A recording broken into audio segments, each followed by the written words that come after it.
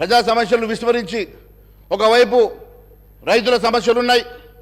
రైతులది paddy procurement జరుగుతూ ఉన్నది అధ్యక్ష. రైతుల ప్యాడీ ప్రొక్యూర్మెంట్ జరుగుతున్న దీంట్లో మీరు 500 రూపాయలు బోనస్ ఇస్తామని చెప్పి మర్చిపోయారు అధ్యక్ష. మరి 500 రూపాయలు బోనస్ గెలిచిన వెంటనే 500 రూపాయలు బోనస్ ఇస్తామని చెప్పండి, డైరెక్షన్స్ ఇవ్వండి అయ్యా మంత్రి గారు. నో ప్రాబ్లం, నేను ఇంకా 5 నిమిషాలు ఎక్కువ మాట్లాడాను. 5 నిమిషాలు ఇవ్వండి సమయం. ఇప్పుడు వారి డైరెక్షన్ ఇస్తా ఉన్నారు కదా. మరి నేను ఒకటి అడుగుతా ఉన్నాను అధ్యక్ష, 500 రూపాయలు బోనస్ గెలిచిన వెంటనే ఇస్తామన్నారు కదా. మరి ఇప్పుడు గెలిచి దాదాపు 2-3 వారాలు అవుతుంది. 3వ తారీఖే మీరు గెలిచారు. మరి ఈ రోజుకి 3 వారాలు అవుతున్నది. మరి 500 రూపాయలు బోనస్ ఎప్పటికల్లా ఇస్తారు? మరి ఇప్పటికీ దాని గురించి క్లారిటీ లేదని చెప్పి నేను తెలియజేస్తా ఉన్నాను. మరి ఆ 15,000 రూపాయలు కూడా కరెక్ట్ చెప్పామన్నా. అదే 15,000 సంగతి కూడా 15,000 రూపాయలు ఇస్తామని చెప్పి కేవలం 10,000 ఇచ్చారు. మిగిలిన 10,000 రూపాయలు, మిగిలిన 5,000 రూపాయలు. గౌరవ మంత్రి గారు, సార్ నేను గౌరవ సభ్యులు మహేశ్వర్ రెడ్డి గారు మాట్లాడుతూ ఉన్నారు అధ్యక్ష. 500 రూపాయల బోనస్ గురించి మాట్లాడుతున్నారు. వారు కూడా వాణిజ్యం వ్యాపారం చేసే వ్యక్తి. వారికి తెలుసు అధ్యక్ష, బిజినెస్ పెట్టిన తర్వాత కొద్ది సమయం పెడుతుంది. ఒక క్రమం మేము 100 రోజులు కాదు సార్, 100 రోజులు 100 రోజుల లోపల మేము అమలు చేస్తామని చెప్పాం. కానీ మేము అడుగుతూ ఉన్నాం అధ్యక్ష, ప్రతి వ్యక్తికి, ఈ భారతదేశంలో ఉన్న ప్రతి వ్యక్తి అకౌంట్లో 15 లక్షల రూపాయలు వేస్తామన్న ఈ బీజేపీ పార్టీ ప్రభుత్వం కనీసం ఒక్క పైసన్న వేసిందా? దాని గురించి మాట్లాడమని చెప్పండి అధ్యక్ష. మహేశ్వర రెడ్డి గారు కంప్లైంట్ చేయండి. చూడండి టైం అయిపోతుంది. చూడండి మంత్రి గారు ఇక్కడ బిజినెస్ అంటే ఈ సభని ఒక బిజినెస్తో పోలుస్తున్నారు అధ్యక్ష. ఈ సభని ఒక కార్పొరేట్ కంపెనీతో పోలుస్తున్నారు అధ్యక్ష. ముందు ఆయన మీద చర్యలు తీసుకోండి అధ్యక్ష. మరి ఇలాంటి వాళ్ళు సార్, ఇలాంటి వాళ్ళు మంత్రి గారిని ఏంటంటే సార్, నిండు సభలో బిజినెస్ తోటి పోల్చి మీరు అపహాస్యం చేస్తూ ఉన్నారు ఈ సభని. మీరు దయచేసి ఇంకోసారి ఇలాంటి మాట మంచిది కాదు అధ్యక్ష. అధ్యక్ష, రెండో విషయం, 15 లక్షల విషయం చెప్పారు కదా అధ్యక్ష. ఖచ్చితంగా ప్రతి వ్యక్తికి వినండి, అరే మా జీడిపి పెంచడానికి దాని ఉద్దేశం ఏంటంటే అందరి అకౌంట్లో 15 లక్షలు వేస్తామని కాదు. ప్రతి వ్యక్తికి 15 లక్షల వర్త్ మనిషిగా మారాలంటే రేపు జీడిపి పెరగాలంటే దానికి కావాల్సినటువంటి నల్లధనం బయటకు రావాలని చెప్పి ఆ రోజు 1000 రూపాయల నోట్లను, 2000 రూపాయల నోట్లను పూర్తిగా రద్దు చేసి నల్లధనాన్ని బయటకు తీసుకొచ్చి ఈరోజు యావత్ ప్రపంచంలోనే ఐదో రిచెస్ట్ కంట్రీగా, బలమైనటువంటి ఎకనామికల్ కంట్రీగా మేము ఎదిగినామంటే అది కేవలం నరేంద్ర మోడీ గారి ద్వారానే జరిగిందని చెప్పి నేను తెలియజేస్తా ఉన్నాను అధ్యక్ష. అంతేకాదు, మీరు ఇవ్వాల్సినటువంటి ముందు దయచేసి మీ ద్వారా అడుగుతా ఉన్నాను, మీరు ఇవ్వాల్సినటువంటి బోనస్ కానీ, మీరు ఇవ్వాల్సినటువంటి రుణమాఫీ కానీ, మొన్న అధ్యక్ష ఎన్నికలకు ముందు పాపం వాళ్ళు, ఈ ప్రభుత్వం వాళ్ళు ఉన్నప్పుడు 5,000 రూపాయలు వాళ్ళు వేస్తామని చెప్పి అకౌంట్లో వేస్తూ ఉంటే ఎలక్షన్ కమిషన్ ఆపింది కదా. డబ్బన్న ఇప్పటికి పూర్తి చేయలేకపోతున్నారు అధ్యక్ష. అవి ముందు వేయండి, తర్వాత మీరు వేస్తాన డబ్బులు వేద్దాం. ముందు ఆ డబ్బులు మహేశ్వర రెడ్డి గారు కంప్లీట్ చేయండి. ముందు జార్ఖండ్ ఎంపీ గారి దగ్గర ఉన్న 300 కోట్లు బయట తీయద్దా? అవి తీయండి. యాడికి దేనికోసం పెట్టారు అధ్యక్ష? అవి తెలంగాణ పంపుదాం అనుకుంటే అవి ఆగిపోయినట్టున్నాయి అధ్యక్ష. లేకుంటే వీళ్ళకి సర్ప్లస్ ఉన్నాయి కాబట్టి ఆగిపోయినట్టున్నాయి, కాబట్టి అవి దొరికినాయి అధ్యక్ష. కంక్లూడ్ చేయండి. మీరు అన్నారు కంక్లూడ్ చేస్తున్నా సార్. అరే ఇంతేం సార్, మా మీద ఏం సార్ మీరు మా మీద పడతారు? అరే మేము 8 మంది ఉన్నాం sir, third largest party in the house sir. You to look at us. వేరే వాళ్ళకి ఎంత నిన్న కూడా మాకు క్లారిఫికేషన్ టైం ఇవ్వలేదు అధ్యక్ష. ఈ రోజు కూడా ఈ రకంగా మా గొంతులు నొక్కితే ఎట్లా అధ్యక్ష? ఇది కంప్లీట్ అంటే ఎట్లా అధ్యక్ష? చాలా సబ్జెక్ట్స్ ఉన్నాయి. హరీష్ రావు గారు మాట్లాడే హెల్త్ మాట్లాడాలా, హరీష్ రావు గారు మాట్లాడినటువంటి ఎడ్యుకేషన్ మాట్లాడాలా. గతంలో నేను ఇచ్చిన చార్జ్ షీట్లు అన్ని ఉన్నాయి అధ్యక్ష, తీసుకొచ్చిన చాలా సందర్భాలు మాట్లాడుతున్నారు. అన్ని కూడా క్లారిఫై చేయాలి కదా అధ్యక్ష. మీరు కంప్లీట్ చేయండి. అందుకనే ఏంది టీ బ్రేక్ విషయంగా మళ్ళీ మాట్లాడదాం. మీకు ఆఖరైతే చెప్పండి, టీ బ్రేక్ ఇద్దాం, మళ్ళీ మాట్లాడదాం. మాకేం పని లేదు అధ్యక్ష. రాత్రి 12 గంటల నాకు కూడా మహేష్ రెడ్డి గారు. మేము మాత్రం ఖచ్చితంగా మీరు చేర్చుకు మాట్లాడండి, మీరు కంక్లూడ్ చేయండి. సార్ నేను కంక్లూడ్ చేస్తున్నా సార్. నాకు టైం ఇవ్వాలి కదా సార్. వీళ్ళకి 1.5 అవర్ ఇస్తారు, వీళ్ళకి 1 అవర్ ఇస్తారు, వాళ్ళకి 2 గంటలు ఇస్తారు సార్. మాకు టైం ఇవ్వకుండా థర్డ్ లార్జెస్ట్ పార్టీ సార్. మీకు సరిపోని సమయం ఇచ్చిన కానివ్వండి, కంప్లీట్ అయిపోయింది మీ సమయం, ఇప్పటికీ ఎక్కువైపోయింది కానివ్వండి. మన గౌరవం అదే సార్ మేము చెప్పేది ఏం చెప్తున్నాం సార్.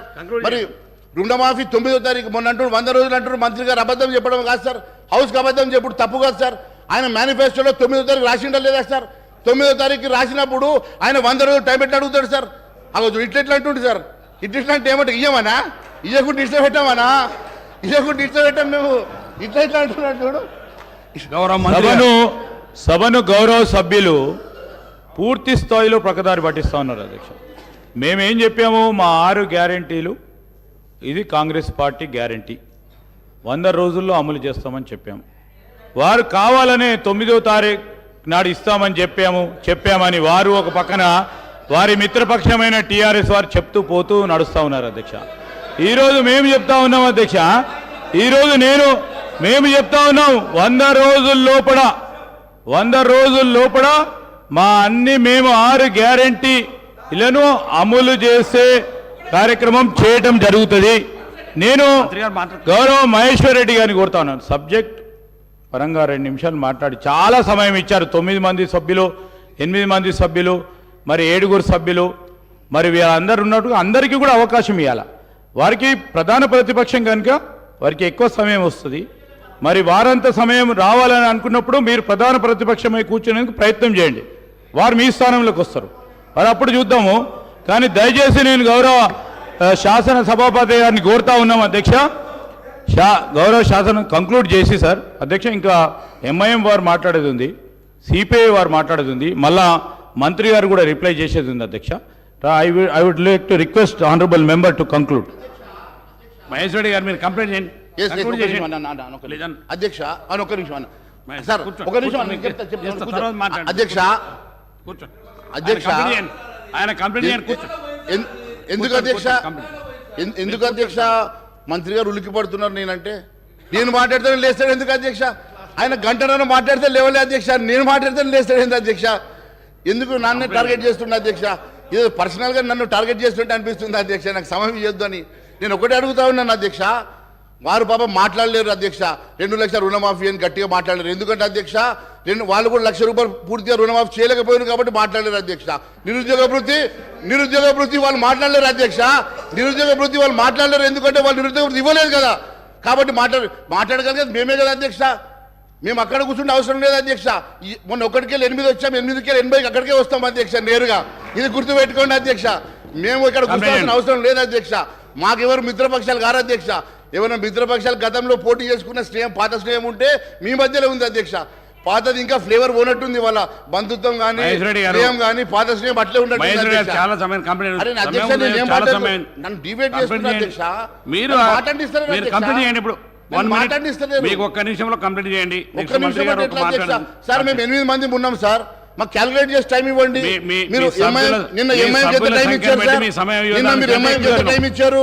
క్యాలిక్యులేషన్ కూడా రెడీ ఉంది సార్, క్యాలిక్యులేషన్ కూడా రెడీ ఉంది, చెప్పమంటే చెప్తాము. ఈరోజు బీజేపీ పార్టీ వారికి 60 నిమిషాల్లో అధ్యక్ష, 8 మంది సభ్యులకు కేవలం 4 నిమిషాలే మీరు కేటాయింపు చేయడం జరిగింది. చాలా సమయం ఇచ్చాను ఇప్పటికీ. మహేష్ రెడ్డి వీరికి ఎంతసేపు ఇచ్చారు సార్? నిన్న మాకు క్లారిఫికేషన్ కూడా ఇవ్వలేదు గారు.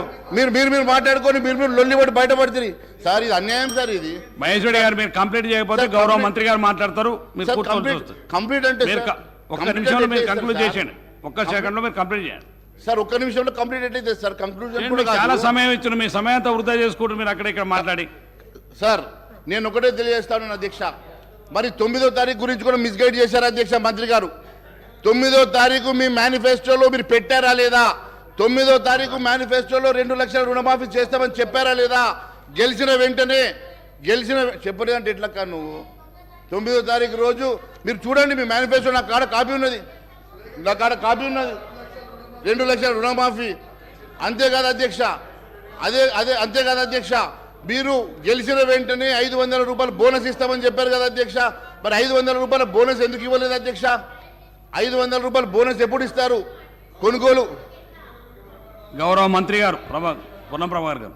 సార్, ఇప్పుడు మీరు ఇంతకుముందు వాళ్ళు మిమ్మల్ని విమర్శించినప్పుడల్లా మా వాళ్ళు కొద్దిగా కనీసం రిస్క్ వచ్చింది. ఎందుకంటే గవర్నమెంట్ మైండ్ సెట్ మారింది. అధ్యక్ష, మీ ద్వారా సభ్యునికి తెలియజేస్తా ఉన్నాం. వాళ్ళేమో కేంద్ర ప్రభుత్వం నుంచి నిధులు తెచ్చుకోవద్దు, కేంద్ర గవర్నమెంట్ స్కీమ్స్ని ఇంప్లిమెంట్ చేసుకోవద్దని ఆలోచన ఉన్నాయి. కానీ ప్రస్తుత కాంగ్రెస్ ప్రభుత్వము కేంద్రంలో ఉన్న ఫెడరల్ సిస్టాన్ని దృష్టిలో పెట్టుకొని కేంద్రం నుంచి నిధులు తేవడానికి సానుకూలంగా ఉన్నాం. మీరు వీలైనంత వరకు మీరు కూడా రాష్ట్ర ప్రయోజనాలు దృష్టిలో పెట్టుకొని రాష్ట్ర ప్రజల దృష్టిలో పెట్టుకొని మీరు కూడా కేంద్రం నుంచి నిధులు రావడానికి ఏమైనా ప్రయత్నం చేయాలి. కానీ మీరేం చేసారు, మేమేం చేసినా 10 రోజులుగా ఓపిక పడతలేరు. ఎందుకు అధ్యక్ష? మీరు 10 సంవత్సరాల కింద 15,000 ఇస్తారే కాదు, గ్యాస్ దంచుతుంటే లేకపోతే అనేక రకాలుగా మొత్తం దేశాన్ని అమ్మేస్తుంటే మాట్లాడకుండా ఉగునా కొద్ది మీరు ఇట్లా ఈ విధంగా చెప్పుకుంటే పోతే కాదు కదా అధ్యక్ష. ఇలా దేశాన్ని మొత్తం మేమిద్దరము మాకిద్దరు అన్నట్టు అమ్మేస్తూ ఉంటుంటే మీరు ఇలా మాట్లాడితే ఎట్లా అధ్యక్ష? మేము అధ్యక్ష ఇలా అడుగుతా ఉన్నాం. ఇలా దేశంకు సంబంధించి మొత్తం వ్యవస్థలో కనీసం పార్లమెంట్ మీద దాడి జరిగితే కూడా చట్టసభలో అంతమంది సస్పెండ్ చేసిన చరిత్ర ఎప్పుడైనా ఉందా అధ్యక్ష? వీళ్ళు మాట్లాడితే ఎట్లా ప్రజాస్వామ్యం గురించి, హామీల గురించి? ఓపిక ఉంటుంది. వాళ్ళకు కూడా చెప్తున్నాం, గౌరవ సభ్యులకు మీకు కూడా చెప్తాం అధ్యక్ష. మా ప్రభుత్వం ఇప్పుడే మేము తప్పకుండా హామీలు అమలు చేసే బాధ్యత మాది.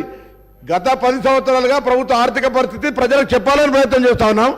పరపతి గురించి మాట్లాడే గత సభ్యుడు కూడా కాంగ్రెస్కున్న పరపతి ఈ దేశంలో వేరే పార్టీకి లేదు అధ్యక్ష. ప్రభుత్వాన్ని నడపడము, పరపతి, గౌరవం కాపాడడం అనేటువంటిది కాంగ్రెస్ పార్టీకి సంబంధించిన ప్రతి నాయకుడికి వెన్నెరతో పెట్టే విద్య. కాబట్టి ఎక్కడ కూడా ఏ ఇబ్బంది లేదు.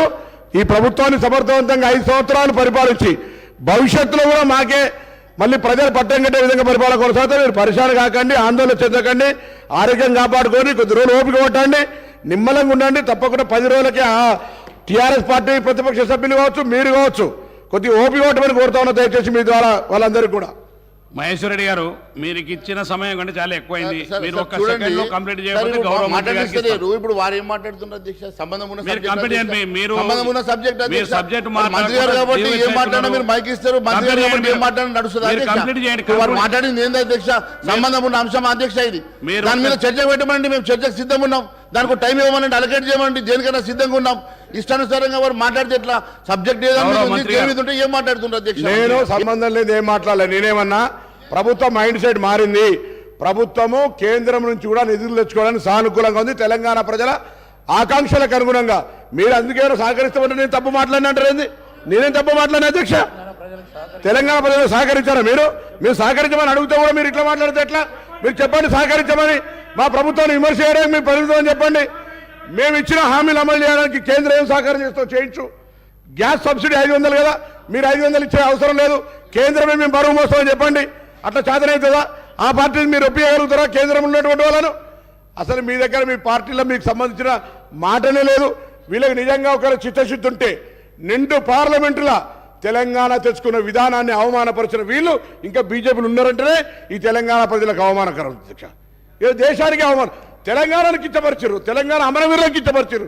వీళ్ళు మాట్లాడితే ఎట్లా అధ్యక్ష? అరే బీజేపీ గురించి మాట్లాడుతున్నాం, రాజ్యసభలో బతిలారు తెచ్చుకొని ఇవాళ బీజేపీ గురించి మాట్లాడు. నేను మళ్ళా ఆర్గ్యుమెంట్ అధ్యక్ష.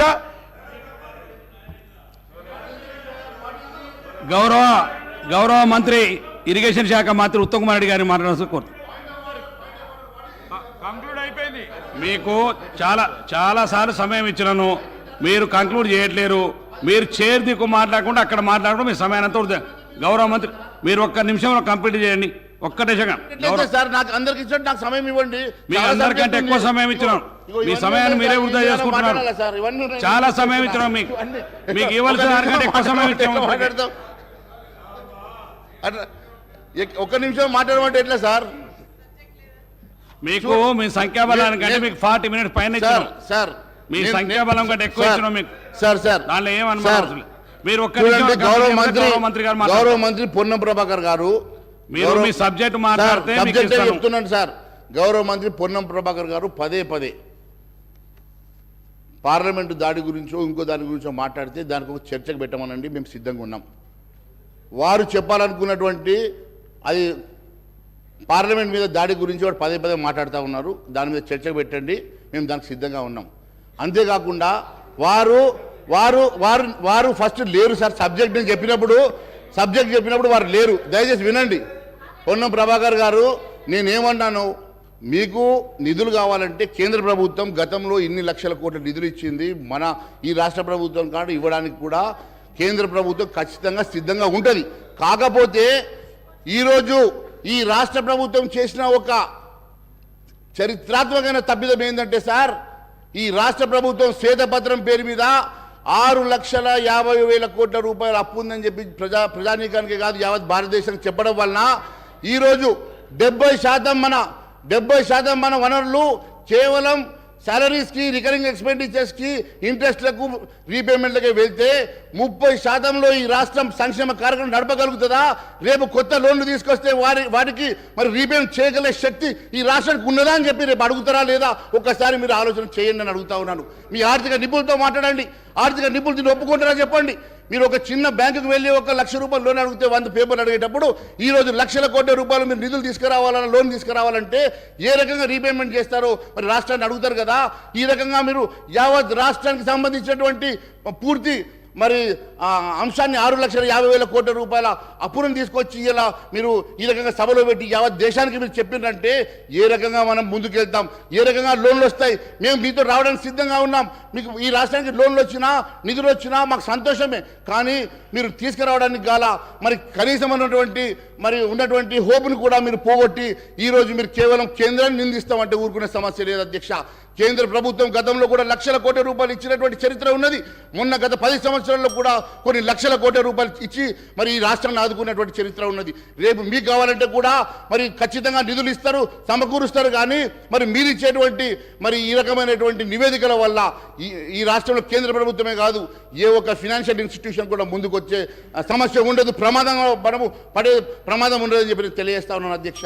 కేవలం మనము ఎవరినో దాడి చేయబోయి మన ఉన్నదాన్ని మనము ఎలుకల బాధకు ఇల్లు కాలబెట్టుకున్నట్లు ఎవరినో దాడి చేయబోయి ఈరోజు చేసినటువంటి ఒక తప్పిదం వల్ల రాష్ట్రమే నష్టపోయేటువంటి ప్రమాదం ఉన్నది అధ్యక్ష. నేను చెప్పేది దయచేసి నేను మంచిగా ఆలోచన చేసి మీరు స్వీకరించాల్సిందిగా కోరుతా ఉన్నాను అధ్యక్ష. నేను ఏ రోజు కూడా తప్పుగా నేను చెప్పడం లేదు అధ్యక్ష. అదే మాదిరిగా అధ్యక్ష మహేష్ రెడ్డి గారు మీకు ఇచ్చిన సమయం 40 మినిట్స్ పైన ఇచ్చాను, 45 మినిట్స్ ఇచ్చాను. మీరు ఇంకా వారి సంఖ్యాబలాన్ని బట్టి వారికి ఇచ్చినాం. ప్రధాన ప్రతిపక్షం 8 మంది సభ్యులకు మీ సమయాన్ని మీకు ఇచ్చినాం. గౌరవ మంత్రి గారు ఉత్తమ్ కుమార్ రెడ్డి గారిని ఇప్పుడు మాట్లాడు. ఉత్తమ్ కుమార్ రెడ్డి గారు.